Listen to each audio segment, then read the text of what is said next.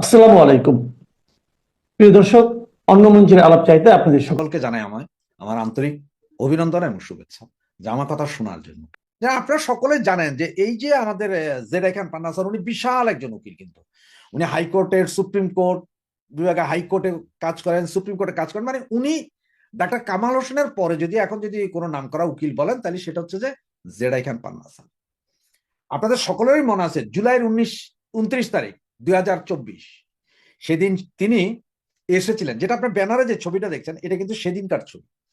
সেদিন তিনি বলেছিলেন যে উনি একটা রিট করেছেন যে পুলিশকে গুলি করতে নিষেধ করার জন্য আদালতকে রিট করেছেন, আদালত যাতে একটা আদেশ দেয়। কিন্তু আদালতও জানতো যে এই আদেশ আদালত দিতে পারে না, এবং উনি একজন এত বড় আইনজীবী হয়ে উনি জানে যে এই আদেশ দেওয়া যায় না। তার কারণ হচ্ছে যে এখন আপনারা যদি দেখেন যে পুলিশ কমিশনার, ডিএমপি, তারপর সিএমপি, পুলিশ কমিশনার কি বলেছিলেন মনে আছে? যে যে কেউ গাড়ি জ্বালাইতে আসলে, বাড়ি জ্বালাইতে আসলে, মপ করতে আসলে সরাসরি ব্রাশ ফায়ার করে দাও বলেছিল। পরে তারা সেটার কি যুক্তি দিয়েছে?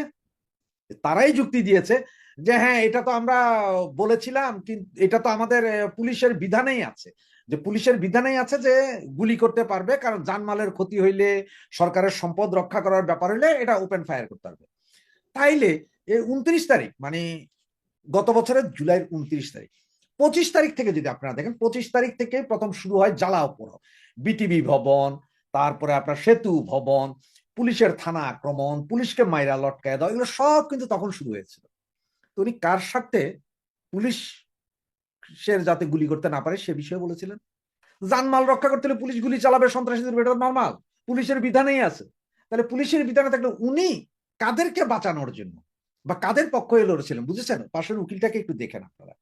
ওনার পাশের যে উকিলটা, এই ছবিতে দেখতেছেন তো, পাশের যে উকিল, এই বেটাও ওইখানে, এই বেটাও জামাতি। তখন সবাই ছিছি বলেছিলেন, না না না, ওনারা জামাতি না, ওনারা মুক্তিযুদ্ধ। এই তো এর পরের ঘটনাতে আসে। এর পরের যেই ঘটনা, এর ভিতরে উনি গত 8-10 বছর যাবৎ ব্লাস্ট নামে একটা এনজিওর প্যানেল উকিল ছিলেন। এটা আপনারা ভালো করে জানেন। ব্লাস্টের এই এনজিওটা কার? David Bergman. ডেভিড বার্গম্যানকে আপনার ডাক্তার কামাল হোসেনের মেয়ে সারা খানের জামাই। ডেভিড বার্গম্যান মনে আছে? সেই মাইম্যান, সেই শেখ হাসিনার লোক, সেই বিভিন্ন জনকে হত্যা গুম খুনের দায় করেছিলেন এই ডেভিড বার্গম্যান, এবং ওনারই সংগঠন হচ্ছে ব্লাস্ট। সেটার উনি প্যানেল লয়ার।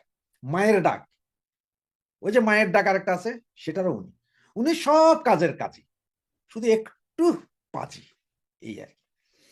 এরপরে দেখেন আপনারা আবার, এগুলো আমি গতকালকের যে ভিডিও সেখানে বলেছিলাম, আপনারা 15 আগস্ট কি করেছেন, উনি 12ই আগস্ট কি করেছেন, এগুলো সব আপনাদের বলেছিলাম।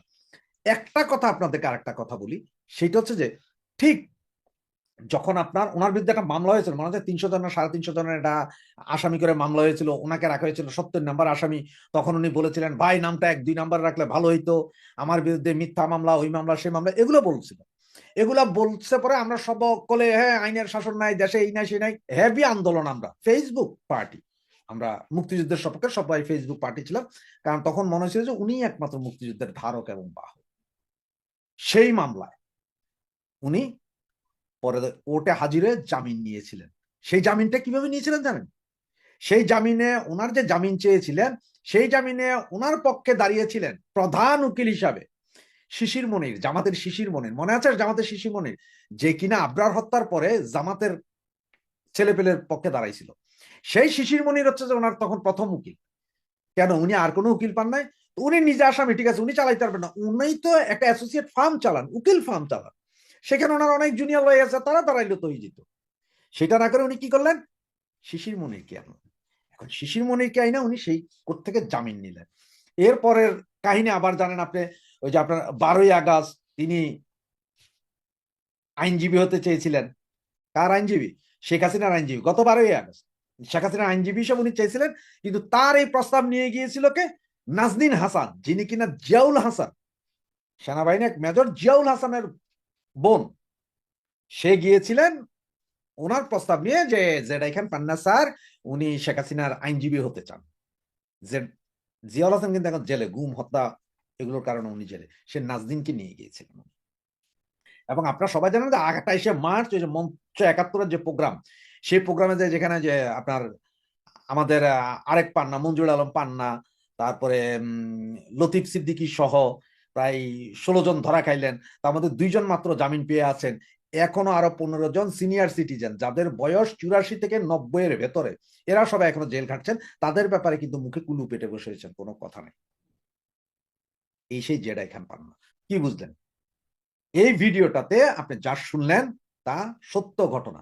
এবং আপনাকে আমি প্রথমে যেই ছবিটা দেখেছেন, মানে জেডাই খান পান্নার ছবি দিয়ে, এরপরে বাকি পুরো কথার রেকর্ডিং উইদাউট এনি কাটিং সরাসরি র ভিডিওটা শোনালাম, যেখানে যে ফোন করেছে ফোনের সেই উপরে স্যারের নাম্বার লেখা ছিল, এটাও দেখলেন। যে মহিলা কণ্ঠটা সেটাও আমাদেরই। তাহলে ওনাকে যখন এই মহিলা জিজ্ঞেস করলেন, তখন উনি কি বললেন শুনতে পারছেন? শুনুন, দেখুন, বুঝুন, এবং পরবর্তীতে বলুন যে কেন আমরা জেডাই খান পান্নার পেছনে উঠে পড়ে লেগেছি। এই জেডাই খান পান্না, এখন অনেকে বলছেন যে না, উনি তো ওই সেনাবাহিনীর যে 25 জন আছেন ওনাদের পক্ষের আইনজীবী হবেন, এই সেই হবেন। আবার উনি বিভিন্ন জায়গায় এখন বলে বেড়াচ্ছেন যে উনি শেখ হাসিনাকে মজলুম ভেবেছেন তাই দাঁড়াচ্ছেন। শেখ হাসিনা কি ভয়ে কাঁপছে? শেখ হাসিনা কি ওনাকে বলেছে যে স্যার আমি খুব ভয়ে ভীত, আমারে বাঁচান? এটা তো বলে নাই। তাহলে উনি কেন শেখ হাসিনাকে, আর উনি রাষ্ট্রের নিযুক্ত আসামি পক্ষের আইনজীবী, রাষ্ট্র নিযুক্ত, তাহলে রাষ্ট্র যে ফাইলপত্র দিবে, রাষ্ট্র এই ধরনের যেসব ফাইলগুলো দিবে সেগুলো নিয়ে উনি লড়াই করবেন। উনি তো নতুন কোনো ফাইলপত্র আনতে পারবেন না।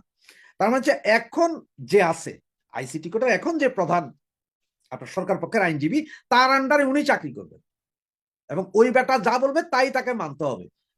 স্যার কি যা বলতে পারবেন যে আমি কোরআনে শপথ করিয়া বলিতেছি যে যাহা বলিব মিথ্যা বলিব, মিথ্যা সত্য বই মিথ্যা বলিব না, 1 ইঞ্চিও মিথ্যা বলিব না, আপনার এই আইসিটি কোড ভুয়া, এটা বলবেন? আপনাদের এই আইন ভুয়া, আপনারা যে বিচার করেছেন সেটা ভুয়া, আপনারা যেভাবে ফাঁসি দিয়েছেন এগুলা আইনের দায়রায় পড়ে না, এই কথা কি উনি বলতে পারবেন? সবচেয়ে বড় কথা কি জানেন? এই যে আপনার এবি পার্টির যে সভাপতি, এবি পার্টির সভাপতি ফুয়াদ, না ফুয়াদ সেক্রেটারি, সভাপতির নামটা ভুলে গেছি, কি মঞ্জুর বা কিছু একটা এরকম নাম, গতকালকে সে একটা টক শোতে সরাসরি বলেছেন যে জেডাই খান পান্না প্রথম থেকেই চেয়েছিলেন প্রধান প্রসিকিউটর হওয়ার জন্য আইসিসি ট্রাইব্যুনালের, এবং উনি হইতে পারেন নাই বিধায়, যার কারণে উনি আবার মুক্তিযোদ্ধা এই সেই বলা মানে ফুটেজ খাওয়ার জন্য উনি এইসব করেছিলেন। এখন উনি আবার মোটামুটি পয়সা পাওয়ার একটা ধান্দা হয়ে গেছে, বৃদ্ধ মানুষ, এখন আর বলবেন না। তো এই এবি পার্টির ওই লোক যে কিনা একসময় শিবির করতেন, পরে বহিষ্কার, পরে আবার এবি পার্টি করলেন, এর শিবিরের বিটি, ওরা তো খুব ভালো করেই জানে এখন যে কে কি চাইতেছে, কে কি হইতেছে, কে কিভাবে হচ্ছে, এটা ওরা জানে। সেই ভদ্রলোকের সরাসরি আছে, কি আছে, আপনার ভিডিও আছে আরেকজনের সাথে করা, যেটা টক শোতে ওপেন এয়ার শোতে বলেছেন যে জেডাই খান পান্না কি হইতে চাইছিল। সব বিচার বিশ্লেষণ করুন, এরপরে সিদ্ধান্ত আপনাদের হাতে। আন্তর্জাতিক অপরাধ ট্রাইব্যুনাল বা আইসিটি নামটা শুনলেই মনে হয় গম্ভীর একটা জায়গা, যেখানে মানবতা বিরোধী অপরাধের বিচার হয়। তবে এরই মধ্যে বাংলাদেশের সাবেক প্রধানমন্ত্রী শেখ হাসিনাকে ফাঁসির দণ্ড দেওয়ার পর আন্তর্জাতিক মানবাধিকার সংস্থাগুলোর পক্ষ থেকে আন্তর্জাতিক অপরাধ ট্রাইব্যুনালের বিচার প্রক্রিয়া ও ন্যায় বিচার পাওয়া নিয়ে ব্যাপক প্রশ্ন তোলা হয়েছে। সেসব প্রশ্নকে আরো উস্কে দিয়েছে খোদ ট্রাইব্যুনালের চিফ প্রসিকিউটরের আচরণ। গত রবিবার মানে 23শে নভেম্বর ট্রাইব্যুনাল 1-এ যা ঘটলো তা গাম্ভীর্যকে বুড়িগঙ্গার পানিতে ডুবিয়ে দিয়ে আদালতের পরিবেশকে একেবারে উত্তপ্ত করাইয়ে পরিণত করেছে। গণমাধ্যমের খবরে বলা হয়েছে, চিফ প্রসিকিউটর তাজুল ইসলাম, যিনি রাষ্ট্রের পক্ষে সর্বোচ্চ আইনি ক্ষমতা নিয়ে আদালতে হাজির হওয়া একজন কর্মকর্তা, তিনি আসামি পক্ষের আইনজীবীকে বলেছেন, চুপ থাকুন, কথা বলবেন না, আপনিও আসামি হতে পারেন। আর তারই শাসনের শিকার হয়েছেন সাবেক সেনা কর্মকর্তা জিয়াউল হাসানের আইনজীবী নাজির নাহার। জিয়াউল হাসানের মামলাটি ছিল গুমের অভিযোগে অভিযুক্ত হওয়া ন্যাশনাল টেলিকমিউনিকেশন মনিটরিং সেন্টারের বা এনটিএমসির সাবেক মহাপরিচালককে নিয়ে। দর্শক, এমন খবর কেবল আইনি বিতর্ক নয়, বরং বিচারিক শিষ্টাচার ও ক্ষমতার ব্যবহার নিয়ে গভীর প্রশ্ন তুলেছে। যেখানে একজন প্রসিকিউটরকে ন্যায় বিচারের প্রতিনিধি বা মিনিস্টার অফ জাস্টিস হওয়ার কথা, সেখানে রাষ্ট্রপক্ষের প্রধান আইনি কর্মকর্তা কেন প্রতিপক্ষ আইনজীবীকে এমন কথা বলবেন? দীর্ঘদিন ধরে আইসিটি ফলো করা ব্রিটিশ সাংবাদিক ডেভিড বার্গম্যান বিষয়টি নিয়ে নিজের ফেসবুকে পোস্ট দিয়ে ব্যাপক সমালোচনা করেছেন। আইনজীবীদের আশঙ্কা, আন্তর্জাতিক মহল থেকে প্রশ্ন ওঠার পরপরই বিচারকের সামনে সরকার পক্ষের সর্বোচ্চ আইনজীবীর এমন ব্যবহার দেশীয় আন্তর্জাতিক মহলে ন্যায় বিচারের নিশ্চয়তা নিয়ে যে আশঙ্কা আছে সেটিকে আরো বাড়িয়ে দিবে। ঘটনাটি ঘটেছিল বিচারপতি মোহাম্মদ গোলাম মর্তুজা মজুমদারের নেতৃত্বাধীন 2 সদস্যের আন্তর্জাতিক অপরাধ ট্রাইব্যুনাল 1-এ। শুনানির সময় আইনজীবী নাজনীন নাহার যখন তার ক্লায়েন্টের জিজ্ঞাসাবাদের প্রক্রিয়া নিয়ে অভিযোগ জানাচ্ছিলেন, ঠিক তখনই চিফ প্রসিকিউটর তাজুল ইসলাম যেন শাস্তির রোলার নিয়ে হাজির হলেন। চিফ প্রসিকিউটর নাজনীন নাহারকে উদ্দেশ্য করে সরাসরি বলেন, চুপ থাকুন, কথা বলবেন না, আপনিও আসামি হতে পারেন। এরপর তিনি যোগ করেন, নাজনীনের বিরুদ্ধে বিভিন্ন জায়গা থেকে অভিযোগ পাওয়া যাচ্ছে। চিফ প্রসিকিউটর এমন খবর গণমাধ্যমে প্রকাশ হওয়ার পর আদালত পাড়ায় এ নিয়ে ব্যাপক আলোচনা শুরু হয়েছে। আইনজীবীরা বলছেন, আইন পেশায় শিষ্টাচার একটি মূল ভিত্তি। প্রতিপক্ষ আইনজীবীকে তার মক্কেলের পক্ষে কাজ করার জন্য ব্যক্তিগত বা পেশাগত হুমকি দেওয়া কোনোভাবেই ন্যায়সঙ্গত হতে পারে না। এটি শুধুমাত্র সেই আইনজীবীর স্বাধীনতায় আঘাত নয়, বরং বিচারিক প্রক্রিয়ার প্রতি জনআস্থা নষ্ট করে। দর্শক, কোর্টে আইনজীবীদের ভূমিকা হলো তারা কেবল বিচার চান না, তারা ন্যায় বিচার নিশ্চিত করার জন্য কাজ করেন। এজন্য তাদেরকে বলা হয় minister of justice. Chief prosecutor attorney জেনারেলের পদমর্যাদায় হওয়ায় তার নৈতিক দায়িত্ব অনেক বেশি। কিন্তু রোববার তিনি যেভাবে আসামিপক্ষের আইনজীবীকে শাসিয়েছেন, আন্তর্জাতিক আইনের মানদণ্ড অনুযায়ী এটি একটি হুমকি যার স্থান কোনো আদালতে থাকতে পারে না। 1973 সালের আন্তর্জাতিক অপরাধ ট্রাইব্যুনাল আইনের 17 অনুচ্ছেদের 2 নম্বর ধারা অনুযায়ী আসামির আত্মপক্ষ সমর্থনের জন্য আইনজীবী সহায়তা পাওয়ার অধিকার রয়েছে। একজন আইনজীবীকে যখন তার দায়িত্ব পালনের জন্য হুমকি দেওয়া হয়, তখন তা আসামির সাংবিধানিক অধিকারের সরাসরি লঙ্ঘনের চেষ্টা বলেই মনে করেন আইনজীবীরা। যখন এই উত্তপ্ত বাক্য বিনিময় চলছিল, বিচারপতি মোহাম্মদ গোলাম মর্তুজা মজুমদার চিফ প্রসিকিউটরকে মনে করিয়ে দেন যে নাজনীন একজন আইনজীবী হিসেবে উপস্থিত আছেন। এমনকি ট্রাইব্যুনাল প্রসিকিউটরকে শান্ত হওয়ার ইঙ্গিত দিয়ে বলেন, সম্পৃক্ততা পাওয়া গেলে আসামি করবেন, এখন তো আইনজীবী। অর্থাৎ বিচারকও প্রচ্ছন্নভাবে ইঙ্গিত দিয়েছেন আদালতে দাঁড়িয়ে এই ধরনের কথা বলা উচিত নয়। এক পর্যায়ে প্রসিকিউটর নাজনীনের ব্যক্তিগত আচরণ নিয়ে মন্তব্য করেন, আপনি সব সময় চিৎকার করেন, আপনার আচরণ আপত্তিকর। জবাবে নাজনীনও বলেন, আপনি আপত্তিকর কথা বলছেন। ট্রাইব্যুনালের চেয়ারম্যান শেষমেশ রেফারি হিসেবে কাজ করে বলেন, there is no need to get angry. সাংবাদিক ডেভিড বার্গম্যান মনে করেন, ট্রাইব্যুনালের চেয়ারম্যান বিচারপতি মোহাম্মদ গোলাম মর্তুজা মজুমদার পুরো ঘটনাচক্রে হস্তক্ষেপ করলেও তিনি চিফ প্রসিকিউটরের প্রতি ফার টু অ্যাকোমোডেটিং বা অতিরিক্ত সহনশীল ছিলেন এবং এই ধরনের অভিযোগ বন্ধ করতে আরো কঠোর হওয়া উচিত ছিল। দর্শক, যদি অতিরিক্ত সহনশীল থাকার অভিযোগ সত্যি হয়, তাহলে এই আদালতের বিচার প্রক্রিয়ার স্বচ্ছতা নিয়ে প্রশ্ন আরো বাড়বে।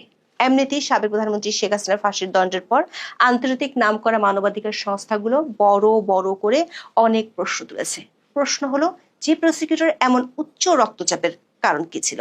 কারণ নাজনীন নাহার তার ক্লায়েন্ট জিয়াউল হাসানের জিজ্ঞাসাবাদের প্রক্রিয়া নিয়ে এমন কিছু অভিযোগ এনেছিলেন যা শুনলে মনে হবে কোনো থ্রিলার সিনেমার স্ক্রিপ্ট। নাজনীন নাহার আদালতের সামনে 5টি গুরুতর অভিযোগ তুলে ধরেন। প্রথম অভিযোগটি ছিল আইনজীবীর অনুপস্থিতি নিয়ে। তার অভিযোগ, সেফ হাউসে জিজ্ঞাসাবাদের সময় তাকে উপস্থিত থাকতে দেওয়া হয়নি, যদিও আইনে আইনজীবীর উপস্থিতির সুযোগ রয়েছে। তিনি বলেন, তাকে জানানো হয়নি, তাকে ঢুকতেও দেওয়া হয়নি। দ্বিতীয় অভিযোগটি ছিল সময় বিভ্রাট নিয়ে। আইনজীবী নাজনীন নাহার অভিযোগ ছিল তাকে কেবল দুপুরের খাবারের বিরতিতে ঢুকতে দেওয়া হয়। 3 নম্বর অভিযোগটি ছিল ভিডিও রেকর্ডিং নিয়ে, অর্থাৎ জিজ্ঞাসাবাদে অবৈধভাবে ভিডিও করা হয়েছে। তাজুল ইসলাম দাবি করেন, ভিডিও রেকর্ডিং করা হয়েছে স্বচ্ছতার স্বার্থে, যাতে কেউ মিথ্যাভাবে দুর্ব্যবহারের অভিযোগ করতে না পারে। চতুর্থ অভিযোগটি হলো জিজ্ঞাসাবাদে অনুমোদিত নয় এমন ব্যক্তির উপস্থিতি। গুম সংক্রান্ত তদন্ত কমিশনের সদস্য নাবিলা ইদ্রিস জিজ্ঞাসাবাদে অংশ নিয়েছিলেন, যিনি আইনে অনুমোদিত নন। চিফ প্রসিকিউটর এই অভিযোগের প্রেক্ষিতে আদালতের কাছে দাবি করেন, নাবিলা ইদ্রিস বৈধভাবেই তদন্তে যুক্ত ছিলেন। তিনি মনে করেন, জিজ্ঞাসাবাদ ফলপ্রসূ করার জন্য তদন্তকারী কর্মকর্তা যাকে প্রয়োজন মনে করবেন তাকেই পাশে রাখতে পারবেন এবং ভুক্তভোগীর মুখোমুখি হলে আসামি সত্য বলতে বাধ্য হন। দর্শক, আন্তর্জাতিক অপরাধ ট্রাইব্যুনাল অ্যাক্টের 8 নম্বর অনুচ্ছেদ অনুযায়ী তদন্তের উদ্দেশ্যে সরকারি একটি সংস্থা প্রতিষ্ঠা করতে পারে। 8-এর 2 ধারা অনুযায়ী যে কোনো ব্যক্তিকে প্রসিকিউটর তদন্ত কর্মকর্তা হিসেবে নিয়োগ দিতে পারেন। কিন্তু নাবিলা ইদ্রিস প্রসিকিউশনের সদস্য নন, তিনি গুম কমিশনের সদস্য এবং মামলার আসামি জিয়াউল হাসান বন্দী। আইন অনুযায়ী একজন বন্দীকে এ ধরনের ইন্টারোগেশন করতে হলে আদালতের অনুমতি নিতে হয়। দর্শক, আসামি পক্ষের আইনজীবীর পক্ষ থেকে তোলা সবচেয়ে গুরুতর অভিযোগটি হলো, নাবিলা ইদ্রিস নাকি জিয়াউল হাসানকে ভয়ভীতি দেখিয়ে বলেন, জবাব না দিলে আপনার মেয়ে অনাথ হয়ে যাবে। নাজনীনের অনাথ অভিযোগের জবাবে চিফ প্রসিকিউটর তাজুল ইসলাম অবশ্য থেমে থাকেননি। তিনি এই অভিযোগগুলোকে মিথ্যা এবং মৌলিকভাবে অগ্রহণযোগ্য বা ব্ল্যাটেন্ট লাইস বলে উড়িয়ে দেন। সাংবাদিক ডেভিড বার্গম্যান মনে করেন, নাবিলা ইদ্রিসের বিরুদ্ধে মেয়ে অনাথ হয়ে যাবে এমন হুমকি দেওয়ার এই অভিযোগটি গুরুতর। ট্রাইব্যুনালের উচিত হবে জিজ্ঞাসাবাদের ভিডিও দেখে সত্যতা যাচাই করা। দর্শক, এই 5টি অভিযোগের আইনি গুরুত্ব কতটা? আইনের চোখে এই ধরনের জিজ্ঞাসাবাদ পুরোপুরি অবৈধ। 2010 সালে প্রণীত আন্তর্জাতিক অপরাধ ট্রাইব্যুনাল রুলস অফ প্রসিডিউরের 16-2 ধারায় খুব স্পষ্ট করে বলা আছে, কোনো ব্যক্তি তদন্ত চলাকালীন কোনো প্রক্রিয়ার জবরদস্তি, চাপ বা হুমকির শিকার হবে না। মেয়ে অনাথ হয়ে যাবে এই মন্তব্য শারীরিক নির্যাতন না হলেও এটি মানসিক জবরদস্তি বা চাপ হিসেবে বিবেচিত হতে পারে। এটি তদন্তের উদ্দেশ্যকে বিকৃত করে এবং ন্যায্য বিচারের জন্য মারাত্মক হুমকি সৃষ্টি করে। আরেকটি বিষয় হলো আইনজীবীর উপস্থিতি। আইনজীবী নাজনীন নাহার দাবি করেন আইনে তার উপস্থিতির সুযোগ রয়েছে। যদিও সাংবাদিক ডেভিড বার্গম্যান তার মন্তব্যে উল্লেখ করেছেন, আইসিটি এর প্রথা হলো জিজ্ঞাসাবাদের সময় আইনজীবীকে সশরীরে উপস্থিত থাকতে না দিয়ে কেবল পাশের ঘর থেকে দেখার অনুমতি দেওয়া, কিন্তু এই ক্ষেত্রে নাজনীনকে জানানোই হয়নি। দর্শক, তাজুল ইসলাম কোর্টে নাজনীন নাহারকে উদ্দেশ্য করে বলেছেন, নাজনীন জিয়াউলের আত্মীয় এবং বিভিন্ন সমস্যা তৈরি করেছেন। এমনকি তিনি ঘোষণা দেন, প্রসিকিউশন নাজনীনকে জিয়াউল হাসানের প্রতিনিধিত্ব করা থেকে বিরত রাখতে আপিল করবে। কিন্তু এই বাক বিতণ্ডার মধ্যে সবচেয়ে বিস্ফোরক যে মন্তব্যটি চিফ প্রসিকিউটর করেন তা হলো, তিনি দাবি করেন জিয়াউল হাসান প্রায় 1000 মানুষকে হত্যা করেছে একাই এবং পেট কেটে বুড়িগঙ্গায় লাশ ফেলে দিয়েছে। একটি দুটি নয়, 1000টি হত্যাকাণ্ড। আপনার মনে হতে পারে প্রসিকিউটর যেন আদালতে মামলায় তথ্য দিচ্ছে না, বরং একটা উচ্চ বাজেটের অ্যাকশন মুভির প্লট শোনাচ্ছিলেন। এই ধরনের বিশাল দাবি আদালত চলাকালীন করা কতটা আইনসম্মত? সাংবাদিক ডেভিড বার্গম্যান এই দাবিটিকে হাইলি প্রিজুডিশিয়াল কমেন্ট বা অত্যন্ত ক্ষতিকারক মন্তব্য হিসেবে চিহ্নিত করেছেন। অর্থাৎ এটি বিচার হওয়ার আগেই জনমতকে প্রভাবিত করার চেষ্টা। বার্গম্যান সন্দেহ প্রকাশ করেছেন, তাজুল সাহেবের কাছে এই দাবির সপক্ষে প্রমাণ থাকার সম্ভাবনা কম। তদন্ত চলাকালীন দোষী ব্যক্তির পরিচয় সম্পর্কে বিবৃতি দেওয়া সরকারি কর্মকর্তাদের এড়িয়ে চলা উচিত বলে তিনি মনে করেন। দর্শক, আইসিটিতে তাজুল ইসলামের চিফ প্রসিকিউটর হিসেবে নিয়োগ থেকে বিতর্ক পিছু ছাড়ছে না। তাজুল ইসলাম বিগত আওয়ামী লীগ সরকার আমলে আইসিটিতে আসামি পক্ষের আইনজীবী ছিলেন। তিনি এবি পার্টির যুগ্ম আহ্বায়ক ছিলেন, যে দলটি জামাত ঘনিষ্ঠ হিসেবে পরিচিত। চিফ প্রসিকিউটর পদে নিয়োগ পাওয়ার পর তিনি সেই রাজনৈতিক দল থেকে পদত্যাগ করেন। অন্তর্বর্তী সরকার কর্তৃক তাকে অ্যাটর্নি জেনারেলের সমমর্যাদায় চিফ প্রসিকিউটর হিসেবে নিয়োগ দেওয়া হয়। তাজুল ইসলামের ডিফেন্স থেকে প্রসিকিউটরের পদে রূপান্তর শুরু থেকেই আইনি মহলে বড় ধরনের নৈতিক বিতর্ক সৃষ্টি করেছে। সুপ্রিম কোর্টের আইনজীবী ব্যারিস্টার জ্যোতির্ময় বড়ুয়া স্পষ্টভাবে এই পরিস্থিতিকে বার কাউন্সিলের পেশাগত আচরণ ও শিষ্টাচার বিধি সুস্পষ্ট লঙ্ঘন হিসেবে চিহ্নিত করেছেন। বাংলাদেশ বার কাউন্সিলের আচরণ বিধি অনুযায়ী একজন আইনজীবী পরস্পর বিরোধী স্বার্থের প্রতিনিধিত্ব করতে পারেন না। এই নীতির মূল উদ্দেশ্য হলো এক পক্ষের সংবেদনশীল কৌশলগত তথ্য নিয়ে অন্য পক্ষের বিরুদ্ধে ব্যবহার রোধ করা। ট্রাইব্যুনালের ডিফেন্সের কৌশল ও মামলার দুর্বলতা সম্পর্কে পূর্ব অভিজ্ঞতা নিয়ে রাষ্ট্রপক্ষের নেতৃত্ব দেওয়া সরাসরি নৈতিক সংঘাতের জন্ম দেয়। এই নৈতিক পটভূমির কারণে তার বর্তমান আচরণ এবং ডিফেন্স কাউন্সিলকে শাসনের অভিযোগ আরো বেশি সমালোচনার জন্ম দিয়েছে। আবার চিফ প্রসিকিউটর হওয়ার পর বিভিন্ন সময় তার কিছু মন্তব্য ন্যায় বিচারকে প্রশ্নবিদ্ধ করে তুলেছে। গত 30 আগস্ট একটি গোল টেবিল বৈঠকে তাজুল ইসলাম বলেন, আগামী নির্বাচনে নির্বাচিত সরকার যদি এই বিচার প্রক্রিয়া এগিয়ে না নিয়ে যায়, সেই আশঙ্কায় তাদের বিচার তাড়াহুড়ো করে শেষ করতে হচ্ছে। তিনি আশঙ্কা প্রকাশ করেন যে এই হ্রাস বা তাড়াহুড়োর কারণে কাজে হয়তো খুঁত থেকে যাওয়ার আশঙ্কা আছে। দর্শক, আইনগত দিক থেকে এটি অত্যন্ত গুরুতর বিষয়। মানবতা বিরোধী অপরাধের মতো গুরুতর মামলায় ডিউ প্রসেস বা যথাযথ প্রক্রিয়া অনুসরণ করা আন্তর্জাতিক ন্যায় বিচারের মৌলিক নীতি। যখন প্রসিকিউশনের সর্বোচ্চ কর্মকর্তা নিজেই বলেন বিচার একটি রাজনৈতিক সময়সীমার অধীন হয়ে ত্রুটিপূর্ণ হতে পারে, তখন এটি ট্রাইব্যুনালের স্বাধীনতা ও নিরপেক্ষতা নিয়ে আন্তর্জাতিক মহলে গুরুতর প্রশ্ন সৃষ্টি করে। সেটি হয়েছেও শেখ হাসিনার বিরুদ্ধে ফাঁসির রায় ঘোষণার পর। অ্যামনেস্টি ইন্টারন্যাশনাল, হিউম্যান রাইটস ওয়াচের মতো আন্তর্জাতিক প্রতিষ্ঠানগুলো এই আদালতের বিচার প্রক্রিয়া নিয়ে প্রশ্ন তুলেছে। দর্শক, আইসিটির এই পুরো ঘটনাটা অনেকটা এমন যেন একটি গম্ভীর সিম্ফনি অর্কেস্ট্রা চলছে, যেখানে সবাই সুর মেলাতে ব্যস্ত। হঠাৎ করে চিফ প্রসিকিউটর এসে তার বেহালাকে লাঠির মতো ব্যবহার করে আসামিপক্ষের আইনজীবীকে শাসাচ্ছেন। এতে সুরও নষ্ট হলো আর বিচারের মর্যাদা হলো ভুলণ্ঠিত। যখন চিফ প্রসিকিউটর মতো একজন প্রধান কর্মকর্তা ডিফেন্স কাউন্সিলকে হুমকি দেন, তখন ডেভিড বার্গম্যানের মতো পর্যবেক্ষকের মাধ্যমে এই ঘটনা আন্তর্জাতিকভাবে প্রচারিত হয়। এটি বিশ্বজুড়ে বার্তা দেয় যে আইনের কঠোরতা থাকা সত্ত্বেও ট্রাইব্যুনাল তার নিজস্ব উচ্চপদস্থ কর্মকর্তাদের কাছ থেকে পেশাগত জবাবদিহিতা নিশ্চিত করতে পারছে না। ফলে বাংলাদেশের মানবতাবিরোধী অপরাধের বিচার প্রক্রিয়ার সামগ্রিক গ্রহণযোগ্যতা আন্তর্জাতিকভাবে আরো একবার চাপের মুখে পড়ল এবং এর বৈধতা নিয়ে নতুন করে বিতর্ক সৃষ্টি হলো। এখন যে বিষয়টা নিয়ে কথা বলবো তার সঙ্গে সরাসরি যুক্ত ঢাকা, দিল্লি, ওয়াশিংটনের ত্রিমুখী রাজনীতি বা ত্রিমুখী কূটনীতি। ট্রাম্পের নতুন রাষ্ট্রদূত ভারতে সার্জিও গর দিল্লিতে এমন কিছু কথা বলেছেন যেটা হুট করে মগজে ধরবে না, কিন্তু আমাদের জাতীয় নিরাপত্তা উপদেষ্টা খলিলুর রহমান ঠিকই তার দিল্লি সফরকালে তা হাড়ে হাড়ে টের পেয়েছেন এবং তীব্র চাপ অনুভব করেছেন। দিল্লি বৈঠকে এমন কি হয়েছে, কেন মার্কিন রাষ্ট্রদূত হঠাৎ যোগ দিয়েছিলেন খলিল দোভাল দ্বিপাক্ষিক বৈঠকের দ্বিতীয় পর্যায়ে? দোভাল নিশ্চয়ই এই হঠাৎ আগমনের কথা জানতেন, সার্জিও গোরের আগমনের কথা, কিন্তু আমাদের উপদেষ্টা খলিল কি তা জানতেন? মনে হয় না। এই বৈঠকেই সার্জিও গোরের কথা শুনে কি মনে হলো না যে আমেরিকা বাংলাদেশকে এতিম বানিয়ে দিল? খুলে বলি, সার্জিও গরকে ভারতে আমেরিকার রাষ্ট্রদূত করে পাঠানোর পেছনে ট্রাম্পের একটা চিন্তাই কাজ করেছে, এটা আমরা ইতিমধ্যেই শুনেছি আরো কয়েকদিন আগেই, তা হলো ভারতের সঙ্গে আমেরিকার দূরত্ব কমাতে হবে।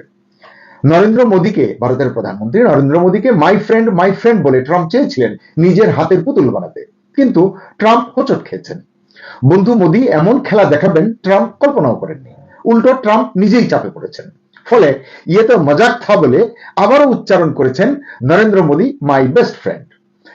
আসলে দিন শেষে দেখা গেছে নরেন্দ্র মোদী সবার আগে নিজের দেশকে, দেশের মানুষকে ভালোবেসেছেন, দেশের ভালোটা চিন্তা করেছেন। এর মধ্য দিয়ে ট্রাম্প টের পাচ্ছিলেন বিশাল ভারত মানে ট্রাম্পের হাত থেকে ক্রমশ ফসকে বেরিয়ে যাচ্ছে। অতএব ইউটার্ন, বন্ধুত্বের হাত বাড়ালেন আরো একবার, আশ্বাস দিলেন শুল্ক সংক্রান্ত ঝামেলা থেকে শুরু করে একে একে সব সমস্যার সমাধান করা হবে। ভারতের জন্য কূটনীতিক হিসাবে বাছাই করলেন ট্রাম্প তার অতি ঘনিষ্ঠ সার্জিও গরকে। তবু কেউ কেউ বললেন বরাবরের মতো আস্তিনের তলায়, ট্রাম্পের আস্তিনের তলায় রয়ে গেল খঞ্জর, কারণ এখনো ট্রাম্প চান ভারত যেন আমেরিকার কাছে মাথা নত করে। একই সময়ে দেখা গেছে যে ডিপ স্টেট সর্দার নামে খ্যাত জর্জ সরোজ গং, তারা চাচ্ছিল ভারতের বাজার, রাজনীতি এবং অর্থনীতি দখল করতে, কিন্তু এখানেও জুটেছে ব্যর্থতা। কারণ ভারতের মানুষের দেশের প্রতি ভালোবাসা, ভারতের বৃহৎ গণতন্ত্র, গণতান্ত্রিক অবকাঠামো, বহুমুখী রাজনীতির কারণে ট্রাম্প এবং ডিপ স্টেট সরোসের মনের আশা পূরণ হয়নি। অর্থাৎ কোনোভাবেই ভারতকে দমানো গেল না। তখনই ট্রাম্প ভারতকে মোস্ট ফেভার্ড নেশন বলে প্রচার করলেন, ট্যারিফে বড় রকমের ছাড় দেবার ইঙ্গিত দিলেন এবং ভারতকে খুশি করতে তার রাষ্ট্রদূতকেও টিপস দিলেন। কি দিলেন?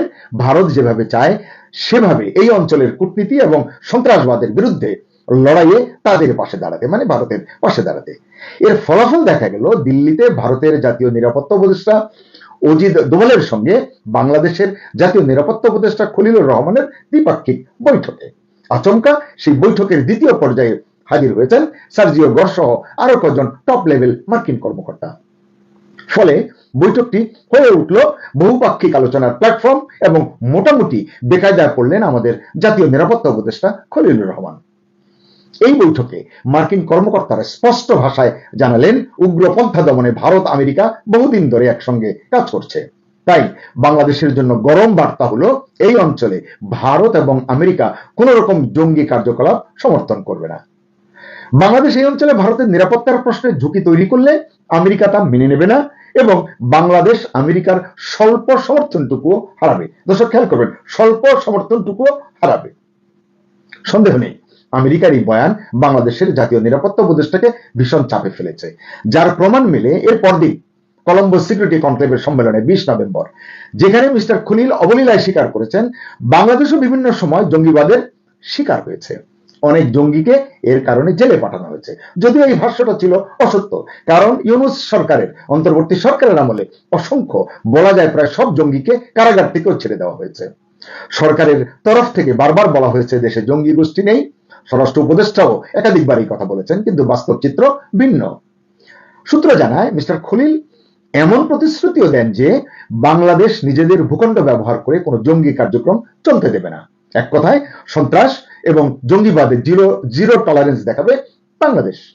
এদিকে বাংলাদেশের মাটি ব্যবহার করে ভারতের বিরুদ্ধে জঙ্গি কার্যকলাপের অনেক খবর ভারতীয় মিডিয়ায় গত বেশ কিছুদিন ধরেই প্রকাশিত হচ্ছে। এর কতটা সত্য কতটা মিথ্যা তা বলতে পারবে আসলে বাংলাদেশের আইন শৃঙ্খলা বাহিনী এবং ভারতের সংশ্লিষ্ট কর্তৃপক্ষ। কারণ ভারত দাবি করছে তাদের হাতে অনেক তথ্য প্রমাণ রয়েছে। আপনাদের মনে আছে কিছুদিন আগে ভারতের যে সেনা গোয়েন্দা দল বাংলাদেশে এসেছিলেন, তারা স্যাটেলাইটে তোলা অনেক ছবি অনেক তথ্য উপাত্ত বাংলাদেশ সেনাবাহিনীর সংশ্লিষ্ট ঊর্ধ্বতন কর্মকর্তাদের কাছে হস্তান্তর করেছেন বলে জানা গেছে। একইভাবে দিল্লি সফরকালে জাতীয় নিরাপত্তা উপদেষ্টা খলিলুর রহমানকে যে ডোসিয়ার হস্তান্তর করেছেন মিস্টার দোভাল, সেখানেও এ সংক্রান্ত সার্বিক রিপোর্ট, অসংখ্য স্যাটেলাইট ইমেজ এবং অন্যান্য তথ্য প্রমাণ সন্নিবেশিত রয়েছে বলে জানা গেছে। এই ডোসিয়ার মার্কিনীদের নজরেও এসেছে এবং সে কারণেই মার্কিন রাষ্ট্রদূত বৈঠকে বাংলাদেশকে সরাসরি সতর্ক করেছেন বলে জানা গেছে। তিনি বলেছেন কোন জঙ্গি গোষ্ঠী বা কোনো গোয়েন্দা সংস্থা এবং আইএসআই কে মিন করা হয়েছে বলেই সূত্র জানাচ্ছে, যেন কোনো গোয়েন্দা সংস্থা বাংলাদেশের ভূখণ্ড ব্যবহার করার সুযোগ না পায় এবং এই ধরনের কোনো অপকর্ম করতে না পারে। মার্কিন প্রতিনিধি দলের ভাষ্য ছিল খুব স্পষ্ট, এই অঞ্চলে ভারতের নিরাপত্তার বিরুদ্ধে কিছু হলে আমেরিকা চুপ করে থাকবে না। এটি হলো স্পষ্ট বার্তা।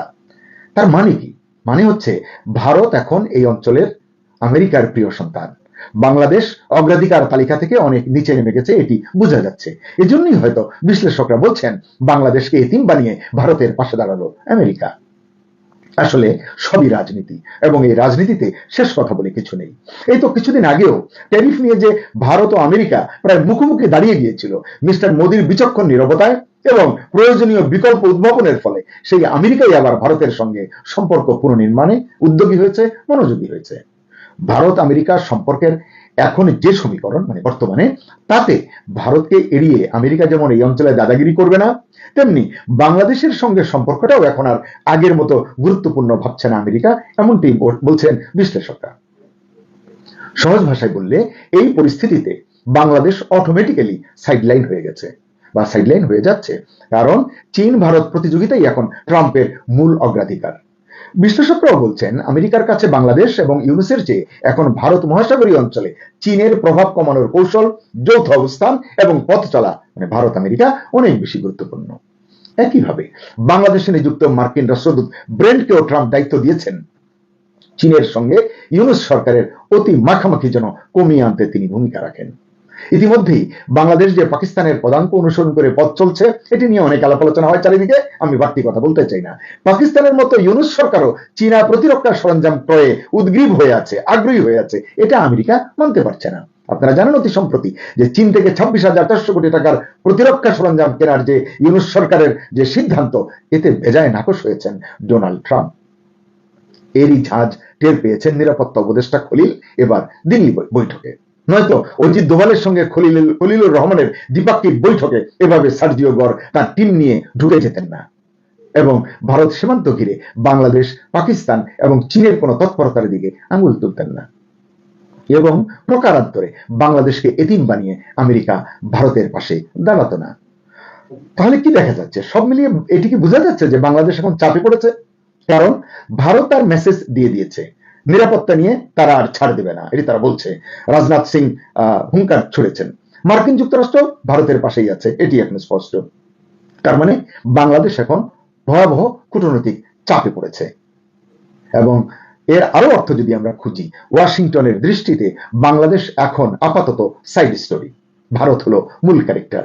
তাই বাংলাদেশকে খুব হিসাব করেই সামনে এগোতে হবে। সকলকে ধন্যবাদ।